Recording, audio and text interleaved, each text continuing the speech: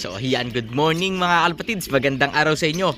Welcome back sa ating YouTube channel. So ayan mga kalapatids, for today's video is so tapos na ang karera natin. Nakapag patapos tayo ng 2 ibon.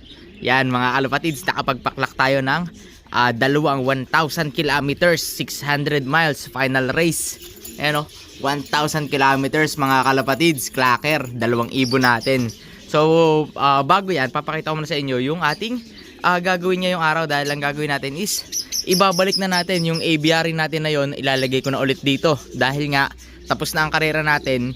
Kailangan ko na ma-viewing yung ating mga bagong young bird na nandito sa ating istakan mga kapatids.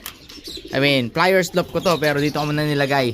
May divider yan, nandun sa kabila niyan yung ating mga panglaban. So ito ngayon mga kapatids, meron tayo ditong total of 14 young birds na tuturuan mga kalapatids. So target natin na i-breed ngayon is 120 young birds mga kalapatids.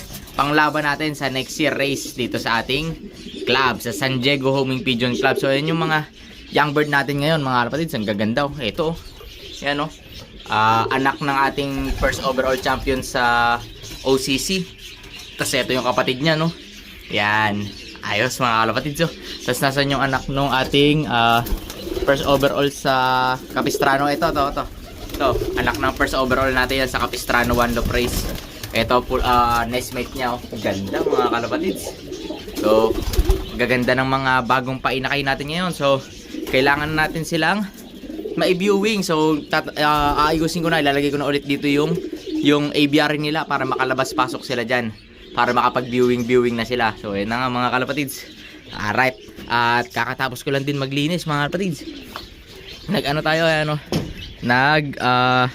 Grass cutter tayo mga kalapatids para malinis dito sa loft natin. So, ayan. Currently breeding tayo ngayon mga kalapatids. Full blast yan.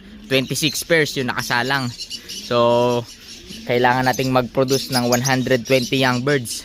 So, kailangan pa natin ng 110 dahil nga ilan pa lang to, 14 young birds. So meron tayong 26 pairs. So saglit lang yan, mga 3 clutches lang, ayos na, kompleto na. So arat mga kalapatids, ilalagay ko na yon dito para mapalabas na natin yung mga young birds. Alright, so yan na mga kalapatids, at nailagay na natin yung ating aviary. So ito yung itsura nyan mga kalapatids. Ito yung ating landing board ng ating mga pangkarera. So ayan yung ating aviary. So malaki yan mga kalapatids.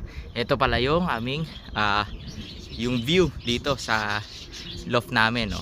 Ang ganda mga kalapatids. So talagang magandang location. I mean, kahit mababa dito, malalim, pero yung mga ibon namin is natitrain talaga namin na diretso lang dito sa landing board. Ang bagsak, ang baba, wala silang ibang binababaan mga kalapatids. So kaya nakakatuwa. So hindi mo natin tatanggalin tong ating antena kahit tapos na ang karera dahil nga inantay pa natin yung isa.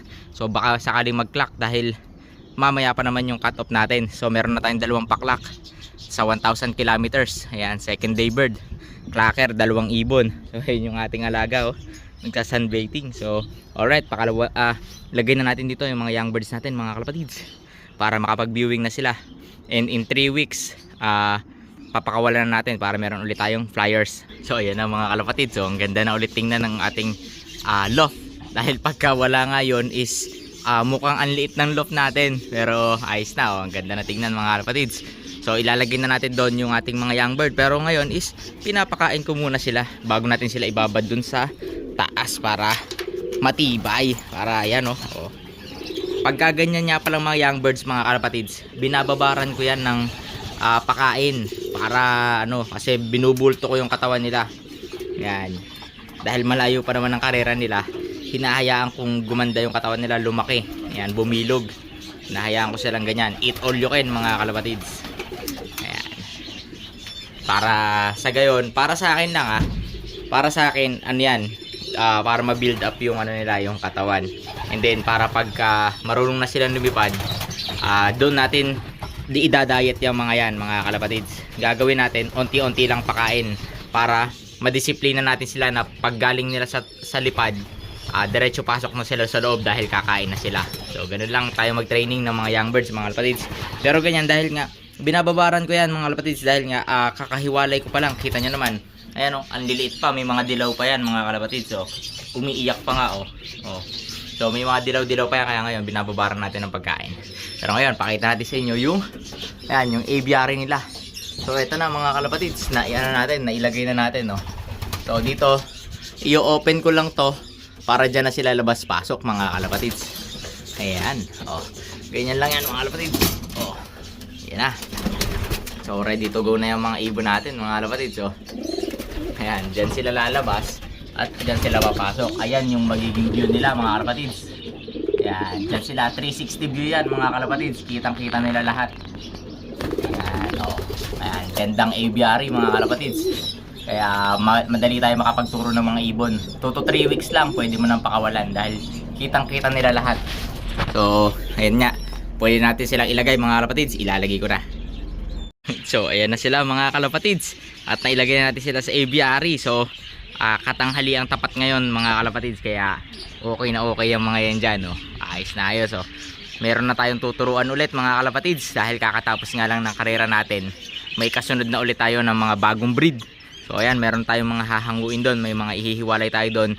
Isasama na natin yan dito mga kalapatids in 1 week. So, unahin muna natin to. Batch by batch tayo magpapakawala mga kalapatids. So ito first batch. Ayan, sila ang mga unang lilipad ulit dito sa loft natin. Mga young bird na lilipad sa 2025 race. Pang 1,000 kilometers ulit natin yung mga yan mga kalapatids. Sana next year is makapagpatapos tayo ng madami mga kalapatids. Sa ngayon is unang sabak natin. Umabot tayo hanggang dulo, last lap, and nakapagpatapos tayo ng ibon. Nakapagpaklak tayo ng dulo, 600 miles, 1,000 kilometers mga kalapatids. Big achievement na yon para sa akin mga kalapatids. And then mamaya pa natin malalaman yung resulta kung pang ilan tayo sa club natin. So ayan nga mga kalapatids, dito ko na natapusin ang video natin for today. Lagi lang natin tatandaan, mas maganda ang maraming kaibigan kaysa maraming kaaway. Alright, Magnum Love TV, peace out.